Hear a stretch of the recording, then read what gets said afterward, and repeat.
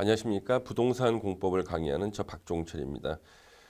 이번 시간에는 제29회 공인중개사 부동산 공법 기출문제를 풀어보겠습니다. 이번에 시험 응시하신 분들은요, 이제 시험 문제가 어떤 게 나왔는가 한번 확인해 보는 시간이 되겠고요. 30회 시험을 준비하시는 분들에게는 어떻게 우리 부동산 공법을 공부하면은 우리가 합격에 필요한 점수를 획득해서 시험에 합격할 수 있을까? 거기에 대한 지침이 될 수 있는 그런 강의가 되겠습니다. 이번에 이 부동산 공법 시험 문제는요, 아주 난이도가 어려운, 그러니까 합격자 수를 줄이기 위한 그런 문제부터 우리가 조금만 공부하시면은 기본적인 문제로 맞출 수 있는 문제까지 다양하게 이렇게 문제가 분포가 되어 있습니다. 그래서 올해 시험 보신 분들 중에서는요, 꾸준히 그냥 1년 공부했더니 아주 고득점은 아니지만 60점은 넘겠다 이런 분들이 상당히 많았습니다. 그 이유는요, 문제가 이렇게 어려운 문제도 있습니다만, 그렇지만 우리가 기본적인 내용을 물어보는 문제가 상당히 많았기 때문에 우리가 꾸준히만 공부하신 분들에게는요, 좋은 점수가 나올 수 있는 그런 문제가 되겠습니다. 아주 고득점은 쉽지가 않았습니다. 그래서 같이 한번 문제를 풀어보겠습니다. 문제는요, 우리 이제 B형 문제입니다. 기출 문제, B형 문제입니다. 그래서 B형 문제로 같이 한번 풀어보겠습니다. 먼저 41번부터 풀어보시겠는데요. 자, 이 41번 문제는요, 이 광역도시계획에서 나왔죠. 1번 문제 예상대로 광역도시계획 문제인데 이 41번 문제는요, 먼저 이 광역계획권 지정에 대한 문제입니다. 광역계획권 지정에 대한 문제. 그래서 광역계획권을 누가 지정하는지 지정권자 아주 많이 공부했었죠. 국토부 장관이나 또는 도지사가 광역계획권을 지정할 수 있는데, 자, 국토부 장관은 언제 광역계획권을 지정할 수가 있죠? 2개 이상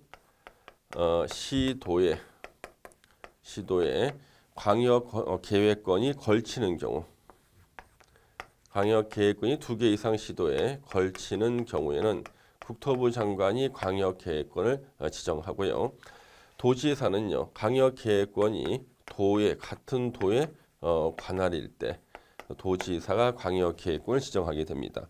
그래서 여기 41번에 4번 지문이 정답인데요. 광역계획권이 2 이상의 시도의 관할구역에 걸쳐 있는 경우에는 이것은 국토부 장관이 광역계획권을 지정하여야 한다가 되죠. 그래서 정답은 4번이 되겠습니다. 그래서 이 광역도시계획은 항상 문제 1번이나 2번 문제에 나오는데 아주 기본적인 내용을 이제 물어봤죠. 정답은 4번이 되고요. 자, 우리 42번 문제 같은 경우는요. 요거는 역시 예상 문제였죠. 도시군 계획 사업을 물어보는 문제입니다. 그래서 도시군 계획 사업 종류 3개. 우리 시험 공부할 때 수없이 외우는 것이 3개죠. 도시군 계획, 시설 사업, 도시개발 사업, 정비 사업 3개니까 3개 다가 나오는 게 42번의 정답이 5번이 되겠네요. 그래서 이것도 아주 기본적인 문제 1번, 2번 차례대로 물어봤고요. 이 43번 문제 같은 경우는요. 요거는 이제 지구 단위 계획인데요. 이거는 도시적 외의 지역의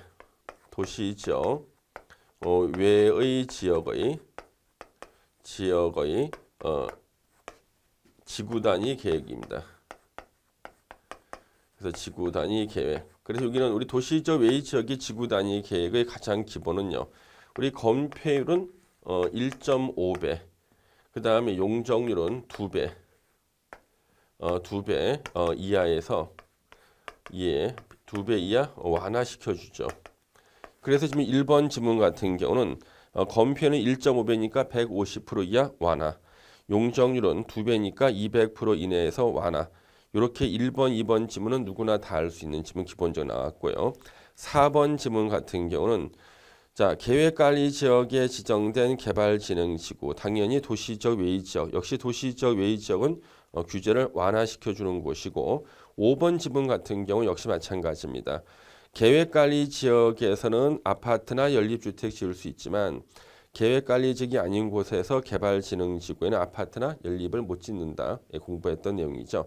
그래서 정답은 아예 엉뚱한 3번이 정답이 되겠습니다. 그래서 요 43번까지도 이렇게 무난한 그런 시험 문제가 되겠네요.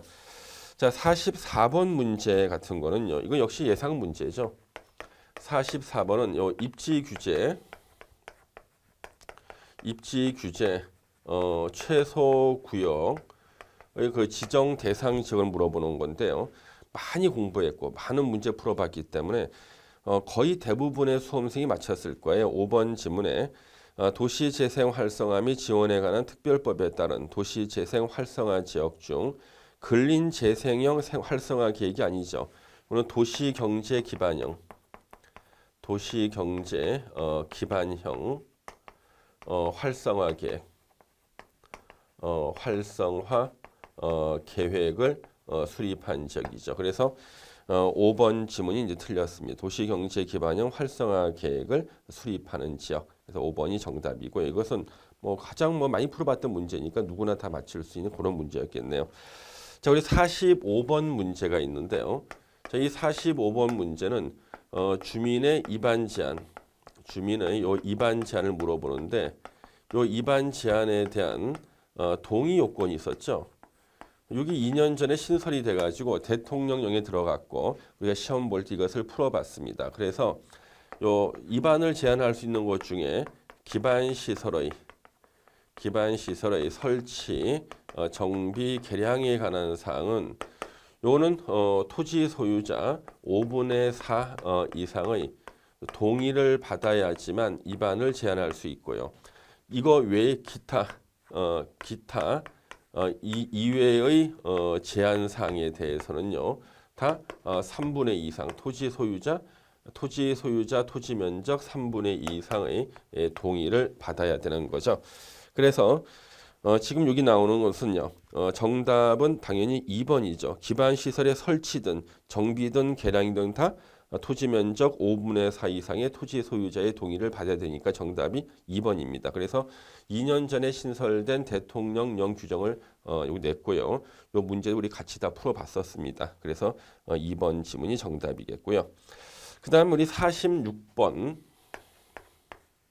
자, 우리 46번 문제를 보시면은요.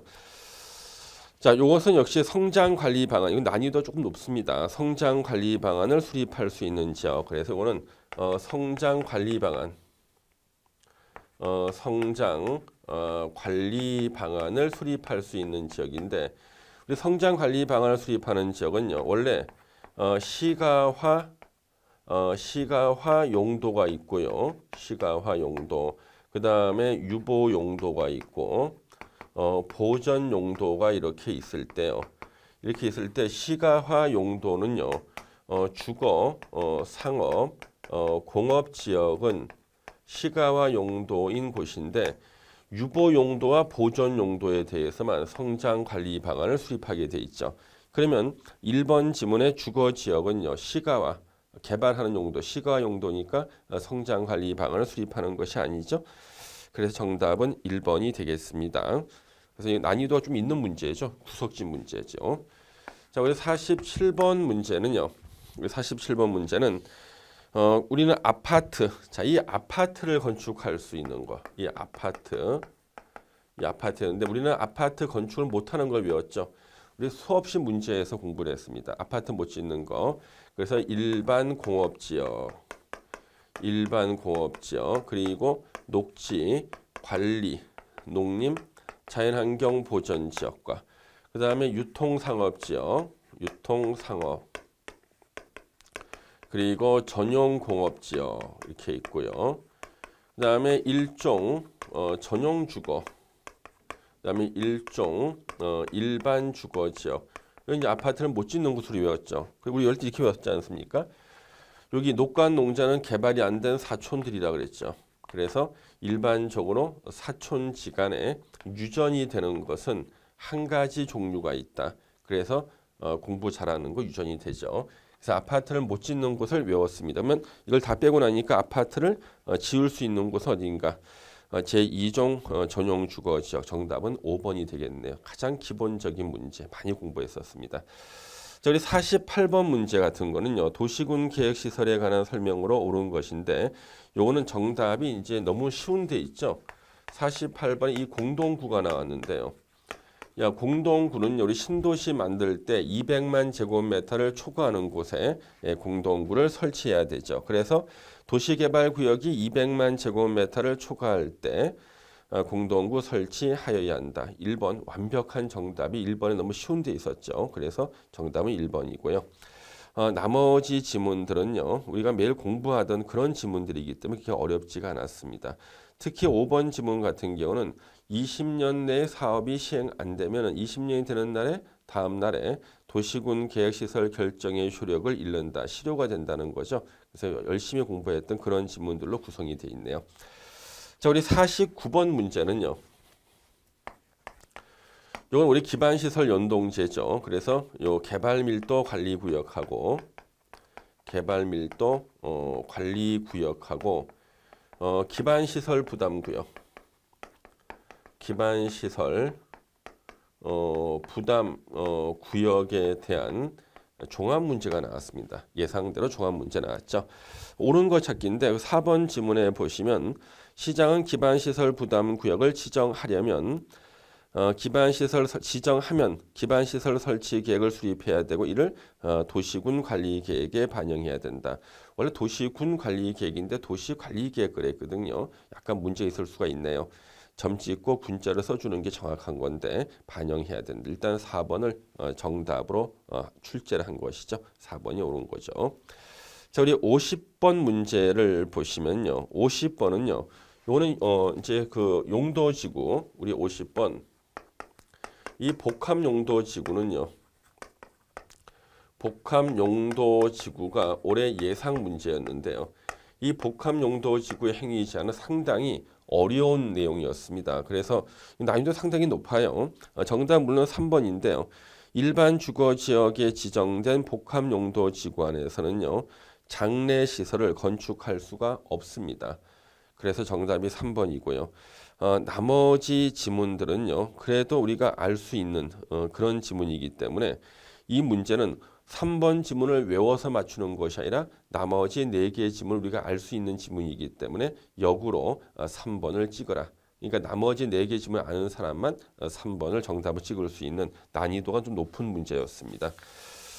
자, 우리 51번 문제는요. 이제 건폐율의 최대 한도 중에서 특별 규정이 있지 않습니까? 건폐율의 특별 규정이 이번에 시험에 나왔어요. 이건 예전에 8회 시험 때 나온 적이 있었는데 8회 시험 때는요. 시험 문제가 한문으로 돼 있었습니다. 그때 나왔던 시험 문제를 갖다가 29회 때 또 보게 되는 거죠. 최대 한도가 다음 중 가장 큰 지역은 어디인가? 우리 자연공원 같은 데는 60%입니다. 그 다음에 농공단지 70%, 수산자원보호구역 40%, 도시적 외지역이 지정된 개발진흥지구 40%, 자연녹지 지역에 지정된 개발진흥지구 30%인데 여기서 지금 나오는 거 있잖아요. 지금요. 그래서 여기서 여기 이제 건폐율의 특별 규정이 나온 거죠. 그래서 이 51번은 건폐율의 요 건폐율의 특별 규정이 나온 겁니다. 그래서 이 건폐 특별 규정에서는 이 농공단지는요. 이거는 공업하는 곳이거든요. 그래서 우리가 이 공업지역에서 건폐율이 70% 이하이기 때문에 역시 농공단지도 건폐율이 70% 이하입니다. 그 정답은 2번이 되겠죠. 약간 응용된 문제인데 그래도 2번을 갖다가 선택하신 분이 많아요. 공업하는 곳이기 때문에 공업지역 건폐율 70%가 될 것이다 이거죠. 자, 이제 52번 문제 같은 경우는요. 이거는 도시군 관리계획, 도시군 관리계획. 요거는 결정권자에 대한 문제예요. 결정권자. 그래서 이제 국토부 장관이 결정권자가 되는 것들이 쭉 나와 있는데 원래 출제자는 2번 지문을 이제 정답으로 출제한 것으로 보입니다. 그래서 2번 이 도시자연공원구역, 도시자연공원구역은요. 이거는 이제 그 도시군 관리계획 결정권자가 시도지사 하고 대도시시장입니다. 대도시시장인데 여기서 이제 입지 규제 최소 구역은요. 입지 규제 최소 구역은 요거는 문제가 좀 있어요. 왜냐하면 국토계획법 부칙에 뭐라고 돼 있냐 그러면 입지규제 최소구역의 국토부 장관이 결정권자가 되는 것은 2017년 12월 31일까지만 요때까지만 적용한다고 돼 있어요. 부칙에. 그래서 출제하시는 교수님께서 혹시 부칙을 좀 확인 안 하시고 출제한 것이 아닌가 하는 생각이 드는데요. 그러면 2017년 12월 31일까지만 입지 규제 최소 구역을 국토부 장관이 결정하는 거고 그 이후에는 도시군 관리계획 결정권자 그냥 결정하는 거기 때문에 이것이 약간 문제가 될 수가 있습니다. 그래서 지금 정답은 물론 2번으로 출제를 했습니다만은 3번 지문도 약간 논란이 있을 수 있는 그런 문제가 되겠습니다. 일단 정답은 확실한 것이 2번이 되겠죠. 자, 우리 53번부터가 이죠. 도시개발법 문제인데 기본적인 문제 하나 줬습니다. 도시개발구역의 요 지정 규모가 나왔네요. 지정 규모. 그래서 주거 상업지역은 1만 제곱미터 이상, 공업지역 3만, 자연녹지 1만 제곱미터 이상, 30% 이하인 생산녹지지역 1만 제곱미터 이상. 정답 물론 2번이 되겠고요. 일단 도시개발법 첫 문제 아주 쉬운 문제를 먼저 출발했네요. 그렇죠? 예. 자, 54번 문제 같은 경우는 도시개발 사업의 시행에 관한 설명으로 옳은 거. 나머지 4개의 지문을 잘 모른다 할지라도 4개 지문도 어려운 지문은 없습니다. 이 3번 지문은 너무나 많이 나왔죠. 시행자 변경 사유. 2년 내 사업에 착수하지 아니하는 경우 시행자를 변경할 수 있다. 정답 3번이 되겠죠. 자, 54번은 그래서 이 시행자 변경 사유가 시험에 나온 겁니다. 시행자 변경 사유. 계속 이렇게 시험에 나오고 있네요. 시행자 변경 사유가. 이 55번 문제는 요거는 도시개발 사업이 이제 실시 계획이 나왔는데요. 실시 계획 인가 고시를 할 때 다른 법률에 의한 인허가가 의제가 되죠. 그때 관계행정기관의 장과 협의를 하면 다른 법률에 의한 인허가가 의제가 되는데 의제되는 것 중에 한 가지가 공공하수도 공사 시행의 허가에 관해서 허가를 받은 것으로 본다. 3번이 정답이 되겠네요. 그렇죠? 옳은 거. 자, 우리 이 55번은 상당히 그래도 말이죠. 난이도 높게 내려고 냈는데요. 우리가 기본적인 마인드가 있어 맞출 수 있는 문제, 외워서 맞히는 문제는 아니었습니다. 자, 56번 문제 같은 거는요. 도시개발 사업을 위해 설립하는 조합, 바로 도시개발조합에 관한 설명으로 옳은 거. 이 문제는요. 아주 작은 함정이 하나 있어요. 정답은 물론 5번인데 우리가 이 도시개발조합에서요. 도시개발조합에서 그 대의원회가 있었죠. 대의원회는요. 토지 소유자가 50명 이상일 때, 50인 이상일 때는 대의원회를 둘 수 있다였어요. 그러면 여기는 50명, 100명 이상 그러면 틀렸겠는데 100인인 조합 그랬으니까 100명은요. 50명 이상이죠. 5번 지문이 옳은 겁니다. 그래서 100인인 조합은 50명 이상이니까 대의원회를 둘 수 있다. 정답 5번이 되겠네요. 그래서 잘못 읽어서 100명 이상 그러면 안 되죠. 100명 이상 이렇게 읽으면 안 돼. 100인이기 때문에 50명 이상 대의원에 둘 수 있다. 5번이 옳은 지문이 되겠습니다. 자, 이제 57번 문제를 보시면은요.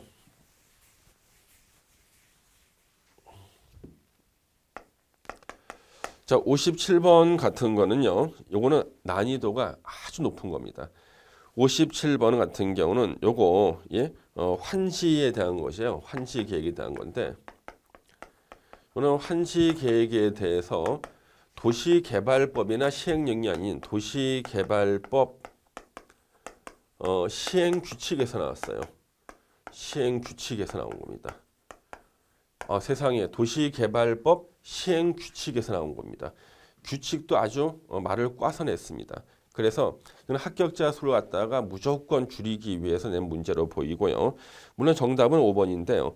환지 설계 시 적용되는 토지 건축물의 평가액은 최초 환지 계획 인가 신청 시가 아니라 인가 시를 기준으로 해서 정하되 변경할 수 없는 게 원칙이에요. 단 실시 계획 변경으로 평가 요인이 변경된 경우, 그러니까 실시 계획 변경으로 평가 요인이 변경된 경우에는 변경할 수가 있는데 세상에 요것을 갖다가 정답으로 틀린 거 찾긴 했습니다. 5번이 정답이 되겠네요. 이런 문제는 뭐 우리 당락과는 상관없는 문제입니다. 합격자 수를 줄이기 위한 그런 문제로 보시면 되고요. 뭐 재출제 가능성은 거의 없죠. 자, 58번 문제가 있는데 58번은 이건 도시개발 채권인데요. 이 도시개발 채권인데도 불구하고 세상의 도시개발법 시행규칙에서 똑같이 이거 시행규칙에서 역시 이것도 말이죠. 도시개발법 시행규칙에 나온 지문 2개 중에 하나를 찍으라는 문제입니다. 그래서 도시개발법 시행규칙에 나오는 게 1번하고 5번 2개인데 5번의 매입 필증은요. 3년간 보관이 아니라 5년간 보관입니다. 그래서 5번이 틀렸고 오는 것은 중도 상환할 수 있다. 차고일 때는. 그래서 보통 1번하고 5번 둘 중에 하나. 왜 2, 3, 4번 지문은 매일 보는 지문이니까 1번하고 5번 둘 중에 하나를 찍는데 아무래도 지금까지 차고 같은 것은요. 특혜, 예외를 인정하죠. 차고 같은 것은요. 그래서 중도에 상환할 수 있다. 1번 찍으신 분들이 많은데 1번이 바로 정답입니다.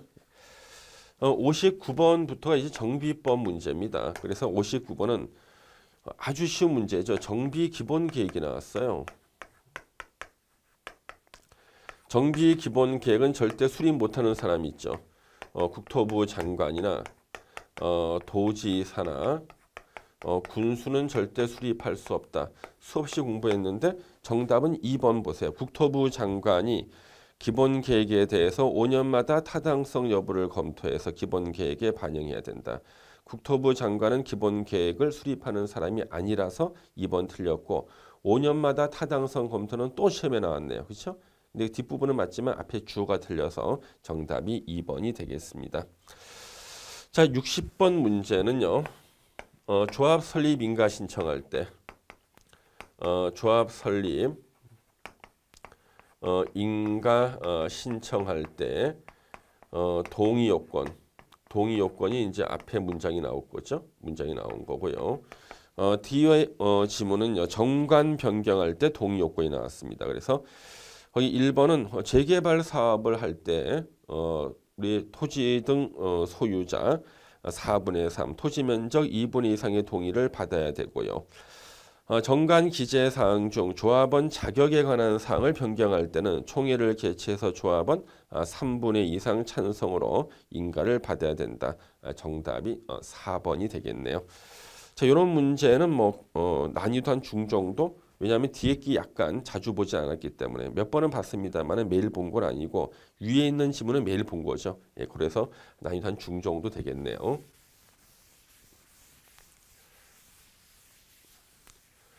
자, 61번 문제를 보시면은 61번 인가받은 관리처분 계획을 변경하고자 할 때 시장, 군수 등에게 신고해야 하는 경우가 아닌 것은 그래서 시장, 군수 등에게 신고해야 되는 경우 원래 관리처분 계획 인가를 받고 나서요.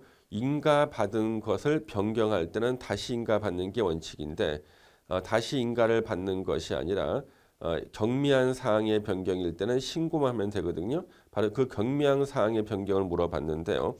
이 문제 풀어보신 분들도 꽤 있죠. 당연히 문제 있고. 그래서 4번이 틀렸죠. 계산착오, 오기, 누락 등에 따른 조서의 단순 정정인 경우로서 불이익을 받는 자가 있는 경우 일만 되죠. 단순 정정인 경우로서 불이익을 받는 자가 없는 경우에는 경미한 사항 변경으로 신고만 하면 되는데 불이익을 받는 자가 있을 때는 원칙대로 인가를 새로 받아야 됩니다. 정답 4번이 되겠네요. 62번 문제는 뭐 항상 나오고 이게 이제 관리처분 계획 문제죠. 예, 관리처분 계획에 대한 것이 61번 문제. 62번은 바로 사업 시행 방식이죠. 매년 한 문제 이상 꼭 나오는 게 사업 시행 방식에 대한 건데 자, 사업 시행 방식을 이렇게 봤더니 지금 주거환경 개선 사업은 환지로 할 수 있고 니은번 같은 경우는요. 우리 관리처분 계획으로 주택, 부대, 복리, 오피스텔 건설은 뭐예요? 이건 주거환경 개선 사업이 아니라 재건축 사업에 대한 설명이니까 니은번은 틀렸고 디귿번 재개발 사업은 관리처분 계획 할 수 있다. 맞죠? 기억하고 디귿번이 맞는 거니까 정답은 3번이 되겠네요. 자, 63번은 이제 공사 완료에 따른 조치. 63번. 63번 같은 거는 공사 완료에 따른 조치 등에 관한 설명으로 틀린 거 찾기인데요. 자, 4번 지문 진짜 열심히 공부했었습니다. 준공인가에 따른 정비구역 해제가 있으면 조합은 해산된 것으로 보는 것이 아니다. 그래서 정비구역 해제. 자, 준공인가가 있었다는 것은 정비사업이 성공리에 끝났다는 뜻이에요. 정비사업이 성공리에 끝나서 정비구역을 해제할 때는 조합의 존속에 영향을 미치지 않는다죠. 그렇죠? 그러면 정비구역 해제가요. 정비사업이 더 이상 진행이 안 돼서 정비구역 해제할 때는요. 그때는 당연히 조합 설립 인가가 취소된 것으로 보지만 이때는 목적 사업 달성해서 정비구역 해제가 될 때는 조합의 존속에 영향을 미치지 않습니다. 정답은 4번이 되겠네요. 그래서 공사한 조치 바로 이 정비구역 해제에 대한 겁니다. 이게 정비구역이 목적 사업 달성해서 해제되는 경우에 대한 것이 63번이고요. 64번을 보시면은요. 도시 및 주거환경정비법령상 주민이 공동으로 사용하는 시설로서 공동이용시설에 해당하지 않는 것. 공동이용시설은 거의 매년 시험 나오고 있었죠. 최근에요. 당연히 정답 다 외웠습니다. 이거 유치원이죠. 그냥 거저 맞히라는 문제. 1번 유치원이고. 그래서 이거는 공동이용시설에 대한 문제고요. 예상 문제였죠. 예, 공동이용시설. 예. 65번 문제는요. 65번 문제. 주택법령상 용어 정의에 따를 때 주택에 해당하지 않는 것을 모두 고른 것은 해가지고 자 공간은요 단독주택으로서 건축법에서는 단독주택에 포함되지만 주택법에서는 공간은 단독주택에 포함 안 되는 거죠. 그 다음에 기숙사하고 오피스텔 같은 것은요 준주택이죠. 그래서 정답은 4번이 되겠습니다. 4번이 되겠습니다. 예. 그래서 정답은 4번이 되겠습니다. 그래서 주택에 해당하지 않는 것을 모두 고른 것이죠. 예. 그래서 이 주택의 개념이 지금 나왔는데 이 주택의 개념은 지금 현재 준주택과 연관시켜서 문제를 물어본 겁니다. 66번은 이제 투기 과열지구와 조정 대상 지역에 대한 문제로서요. 66번은 이제 투기 과열지구, 과열지구하고 조정 대상 지역, 조정 대상 지역에 대한 문제인데요. 당연히 정답은 거기에 5번 지문이죠. 예, 지정 해제를 요청할 수가 있습니다. 그래서 이런 것들이 가장 기본적인 문제 중에 하나였는데 좀 이렇게 평이하게 지문 1, 2, 3, 4, 5번 지문이 좀 평이했었습니다. 1번 같은 경우는 자가주택 비율이 정군 평균 초과할 때는 투기 과열지구 되는 게 아니죠. 자가주택 비율이 부족할 때 투기 생길 수가 있죠. 그래서 초과가 아니라 이하고 그 다음에 시도지사가 조정 대상 지역 지정이 아니라 국토부 장관이 지정하는 거죠. 3번 지문에 투기 과열 지구는 지정 기간 제한이 3년 이런 말 없습니다. 4번 지문도 역시 공부했던 것이 투기 과열 지구에서는요. 기존 주택은 전매 금지가 적용되는 게 아니죠. 기존 주택은 아무런 제한이 없고 분양권, 앞으로 주택을 공급할 수 있는 지위, 바로 분양권이 전매 금지가 되는 거죠. 4번도 틀렸고 정답은 5번이 되겠습니다. 그래서 요거 기본적인 내용이 나왔고요. 67번 같은 경우는요. 자, 이 67번 한번 보시면은 사용 검사해서 요것은 우리가 시험 보기 전에 유사한 문제를 풀어본 경험이 있습니다. 사용 검사 후 매도 청구라는 거죠. 사용 검사 후 매도 청구. 그래서 요 사용 검사 후 매도 청구의 중요한 지문들로 나왔던 것들이 그대로 5개 지문이 나왔는데 2번이 물론 정답입니다. 옳은 거 찾기. 대표자 선정해서 매도 청구 소송할 때요. 이때는 토지 소유, 주택 소유자 전체 4분의 3 이상의 동의를 받아서 그 대표자를 선정하게 돼 있죠. 1번은 공시지가이나 시가로 매도 청구하는 거고 3번 지문은요. 동의하지 아니한 자라 할지라도 그 판결의 효력은 미치는 거고 5% 미만일 때만 매도 청구할 수 있습니다. 그렇죠? 예. 그다음에 2년 내에 소장이 실소유자에게 송달돼야 됩니다. 2년 내고 1년 경과할 때 매도 청구할 수 없는 게 아니라 2년 내에 2년 내입니다. 2년 내에 소장이 송달돼야 되는 거죠. 자, 68번 문제는요. 너무나 어려운 문제죠. 68번 같은 경우는요. 이건 임대주택에 대한 겁니다.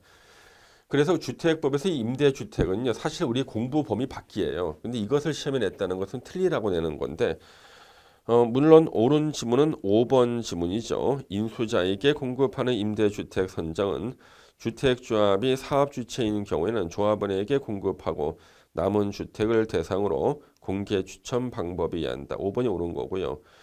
1번 지문 너무 어려운 지문이죠. 이때 건폐율은 완화 적용이 안 되고 용적률만 완화시켜 줍니다. 그래서 사업주체가 50세대 주택과 주택 외 시설, 주상복합을 건축할 때 하고 임대주택을 건설 공급할 때 그때 나오는 거 1번 용적률 완화는 가능하죠. 건폐율은 안 되고 그 다음에 2번은 70%가 아니라 60% 이하 면적을 임대주택으로 공급하는 거고요. 3번 같은 경우는 시도지사에게 우선 인수를 청구할 수가 있습니다. 시장 군수가 아닙니다. 공급 가격 공시지가를 하는 것이 인수자에게 기부 체납한 것으로 보는 거죠. 자, 69번 사업계획 승인에 대한 건데요. 자, 69번 같은 거 요거는 요 사업계획 승인입니다. 사업계획 승인에 대한 건데요. 요거 정답이 3번이죠. 사업 주체가 경매로 인해서 대지 소유권을 상실했을 때는 그 사업계획 승인을 취소하여야 하는 게 아니라 취소할 수 있답니다. 의무적으로 하는 게 아니라 취소할 수 있다. 그것 때문에 정답을 만들었네요. 3번이 정답이네요. 자, 우리 70번 문제를 보시겠습니다. 우리 70번 문제는 예상대로 지역주택조합이 나왔습니다. 70번 문제는 예상대로 지역주택조합이 나왔네요. 자, 요 지역주택조합 같은 경우는요. 지금 옳은 거 찾기인데 조합 임원 선임을 의결하는 총회의 경우는 조합원 20% 이상이 직접 출석해야 된다. 시험 보기 직전에 공부했던 내용인데 여기 그대로 시험 나왔습니다. 나머지 지문도 물론 매일 보던 지문 어렵지 않았습니다만 특히 3번 지문을 주의 깊게 봤었죠. 정답은 3번이 되겠습니다. 자, 71번에 국민주택 등 그 용어 정의 국민주택 나온다 그랬잖아요. 국민주택과 관련된 것이 나왔네요. 자, 옳은 거 당연히 2번이죠. 한국토지주택공사가 수도권에 건설한 전용면적 80제곱미터인 아파트. 국민주택 규모 이하인 아파트는 당연히 국민주택에 해당하죠. 그래서 2번이 정답이 되겠습니다. 자, 72번 문제, 이제 건축법 문제인데요. 요거 다중이용시설 요 공부했었잖아요. 그래서 이 다중이용시설에 관광휴게시설은 요것은 해당하지 않죠. 예. 정답 1번이고요. 그 다음에 73번도 올해 예상 문제. 그래서 요거는요. 안전 확인 서류 제출. 안전 확인 서류를 제출하는 게 나왔습니다. 서류 제출이요. 그래서 우리가 이제 목구 조일 때는요. 목구 조일 때는 2층이 아니라 3층 이상이고 연면적 200이 아니라 500제곱미터 이상일 때 이 서류를 제출하게 돼 있죠. 원칙은 2층 이상, 목구조 3층 이상. 그 다음에 원칙은 200제곱미터 이상, 목구조일 때는 500 이상. 그러면 현재 목구조일 때는요. 연면적 330이 되면 안 되죠. 500제곱미터 이상이거나 아니면은 3층 이상이어야 되는데 연면적 330, 500이 안 돼요. 그 다음에 2층, 3층이 안 돼요. 그러니까 이것은 제출할 리가 없죠. 정답이 4번이 되겠습니다. 그래서 이걸 외우신 분은 그대로 다 마치고 일단 우리 다 외워놨습니다. 이것은요. 예. 그다음에 74번 문제. 자, 이것은 뭐냐 그러면 범죄 예방 기준 해가지고 우리 범죄 예방 기준이 나왔는데 세대 수가 300세대인 아파트 이거 아니고 500세대죠. 이거는 뭐 범죄 예방 기준 기출 문제 나왔었죠. 예방 기준 요거 500세대 아파트 500세대 이상 범죄 예방 기준에 따라서 제외된다. 정답 5번이 되겠습니다. 75번 문제. 용도 변경인데 이거는 나머지 4개의 지문은요 아주 어려운 지문인데요. 정답은 너무 쉽기 때문에 5개 지문 다 보면은 이거 어려운 문제처럼 보이지만 딱 2번 지문 하나 보는 순간 너무 쉬워요. 용도 변경. 용도 변경에서 지금 6번에 해당이 되는 교육 및 복지시설군. 시설군 중에 6번 교육 및 복지 시설군에 여기 의료시설이 있죠. 의료시설 안에 병원이 있지 않습니까? 여기에서 지금 7번 근린 생활군. 그래서 근린생활군이면요 7번 있죠. 7번에 근린생활 서점은 근린생활시설이니까 근린생활 시설군에 있습니다. 이게 서점이 있으니까 서점 그렇죠? 서점 여기 있죠. 의료시설에 병원이 들어가고요. 그럼 병원을 서점으로 한다면 6에서 7로 위에서 아래로 바뀌니까 용도 변경 신고죠. 정답 바로 2번입니다. 나머지 4개의 지문은 사실상 아주 공부 따로 하지 않아도 될 만한 그런 아주 난해한 지문이고요. 정답은 아주 쉬운 2번 지문에 있습니다. 자, 76번 문제는 바닥 면적 산정 방법이 나왔죠. 자, 3번 쉬워요. 필로티 부분 기둥만 있고 벽이 없는 구조. 공동주택의 경우는 바닥 면적에 산입하지 않죠. 바닥 면적에 산입하는 것은 일상생활에 사용되는 공간을 우리가 바닥 면적에 산입합니다. 그러면 일상생활에 사용되지 않는 공간이기 때문에 다 주차장으로 쓰고 있지 않습니까? 그래서 바닥 면적에 산입하지 않는다. 3번 정답. 그래서 이 바닥 면적은 이해를 하는 거죠. 이해하는 문제가 이 바닥 면적 문제입니다. 자, 77번 요거 난이도가 높아요. 77번은 조금 어려운 문제가 될 수가 있습니다. 자, 77번 같은 좀 어려울 수가 있죠. 77번 문제. 요거는 왜 어렵냐 그러면 구체적인 그 기준 이행강제금을 산정하기 위해서 위반 내용에 따라 곱하는 비율을 높은 순서대로 나열한 것은 어떻게 나오는 것인가? 우리 4개가 우리 4대 위반 사항이에요. 건축법 위반하면 가장 싫어하는 4대 위반일 때 이 중에서 더 나쁜 게 뭐냐 그러면 허가 안 받는 거. 100%죠. 100% 곱하고요. 두 번째가 용적률 위반 90%, 건폐율 위반 80, 건축 신고 안 했다 70. 그래서 정답은 4번이 되겠습니다. 77번은 난이도가 높은 이행 강제금에 대한 겁니다. 이행 강제금 난이도 높아요. 그다음에 이제 78번 문제 건축 신고 대상인데요. 저희 건축 신고 대상 중에서 연면적 200제곱미터 미만이고 그리고 3층 미만일 때의 대수선은 신고죠. 연면적 200제곱미터 미만 그리고 3층 미만인 대수선.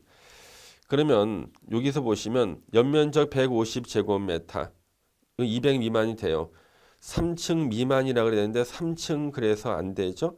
피난계단 증설 행위는 대수인이 되겠지만 3층 미만에 대해서 3층은 해당 사항이 없어요. 정답이 1번이 되겠습니다. 그래서 건축 신고사항이 나왔습니다. 건축 신고사항. 그다음에 79번 농지 소유자가 농지 위탁 경영할 수 없는 것은 해서 위탁 경영 시험에 한번 나왔었는데 우리가 그때 뭘 외웠냐 그러면 3개월을 외웠었습니다. 그 부상으로 3개월 이상 치료가 필요한 경우 2개월이 아니죠. 정답은 5번. 그래서 이건 위탁 경영. 그리고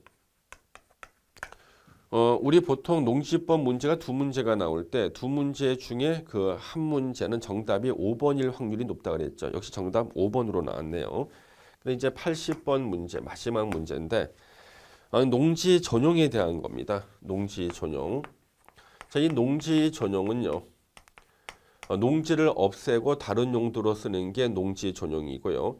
농지를 농사 짓는 것과 관련되는 목적으로 쓰면은요. 그것은 농지 전용이 아니죠. 그래서 1번 지문 과수원인 토지를 재해로 인한 농작물 피해를 방지하기 위한 방품림 부지로 사용하는 것은 농지 전용에 해당하지 않습니다. 정답은 1번이 되겠죠. 자, 여기까지 우리요. 지금 29회 공인중개사 부동산 공법 기출문제 B형 문제를 이렇게 풀어봤는데요. 여러분들이 문제를 보시면은요. 난이도가 쉬운 문제. 그러니까 매일 보던 문제가요. 그래도 한 15, 16문제 정도가 있고요. 그 다음에 여러분들이 풀기 진짜 힘든 문제가 한 5, 6개 문제는요. 합격자 수를 조절하기 위해서 틀리라고 내는 그런 문제가 되겠습니다. 그래서 일단 기본적인 문제를 다 마치고 난이도 중에 해당되는 문제를 갖다가 뭐 지문 2개 중에 하나, 뭐 3개 중에 하나에 찍어서 그 하면 한 60점 가까이는 충분히 나올 수 있는 그런 문제가 되겠습니다. 근데 이것은 고득점은 사실상 불가능한 그런 문제가 되겠습니다. 그래서 단순 암기, 앞에 자만 따서 단순하게 외운 사람은 맞히기가 쉽지가 않고 단순 암기를 풀 수 있는 문제가 그렇게 많지가 않았습니다.